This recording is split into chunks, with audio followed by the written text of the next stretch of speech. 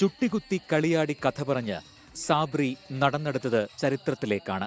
കേരള കലാമണ്ഡലത്തിലെ കൂത്തമ്പലത്തിൽ സാബ്രിയെ കൂടാതെ മറ്റ് 6 കുട്ടികൾ കൂടി അരങ്ങേറി.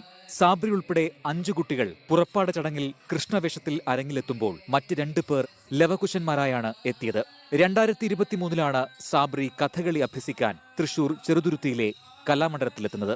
മുസ്ലിം സമുദായത്തിൽ നിന്നുള്ള പെൺകുട്ടി കഥകളി അഭ്യസിക്കാൻ എത്തിയപ്പോൾ കലാമണ്ഡലത്തിൽ അന്നു പിറന്നത് പുതുചരിത്രമായിരുന്നു.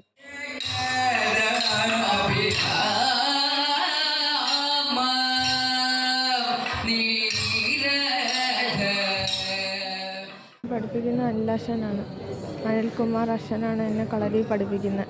കൃഷ്ണവേഷത്തിലാണ് എത്തുന്നത്. വളരെ നന്ദിയുണ്ട്, പിന്നെ സന്തോഷമുണ്ട്.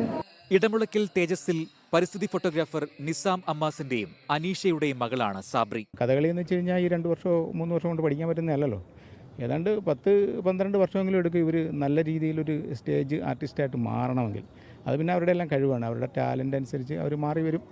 കണക്ക് പിന്നെ ഇനിയുള്ള നമ്മളൊരു പാത ഇങ്ങനെ മുന്നിലുണ്ട്, അതിനെ അവൾ മുന്നോട്ട് കൊണ്ടുപോകുമെന്നാണ് എൻ്റെ പ്രതീക്ഷ.